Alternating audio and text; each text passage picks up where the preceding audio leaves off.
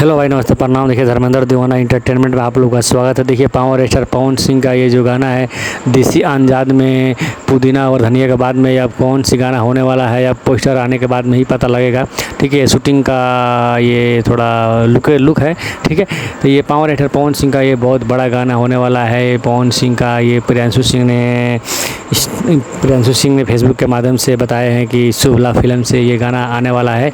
ठीक है, तो आप लोग का क्या है, कमेंट में राय बताइए। क्या गाना कब तक आएगा, कब तक नहीं आएगा, हम आप लोग को बता देंगे। चैनल को सब्सक्राइब करके रखिए और शेयर करिए। ये पावर स्टार पवन सिंह का जो बिलियन में ही गाना चला था, पुदीना हसीना, तो आप लोग कि ये गाना कैसा लगेगा, अब गाना आने के बाद ही पता चलेगा। ठीक है, तो ये पावर स्टार पवन सिंह का गाना आप लोग देखना चाहते हैं तो चैनल को सब्सक्राइब और शेयर करके रखें। और गाना के अपडेट आते ही आप लोग का हम कंफर्म करेंगे कि पावर स्टार पवन सिंह का गाना किस चैनल पर, अब शुभला फिल्म से तो आने वाला है, अब और कब आएगा ये सब हम आप लोग को बताते रहेंगे। तो इसे ही अपना दुलार भाई बनाइए, अपना छोटका भाई के चैनल को सब्सक्राइब करके रखिए। जय हो पावर स्टार, जय हो।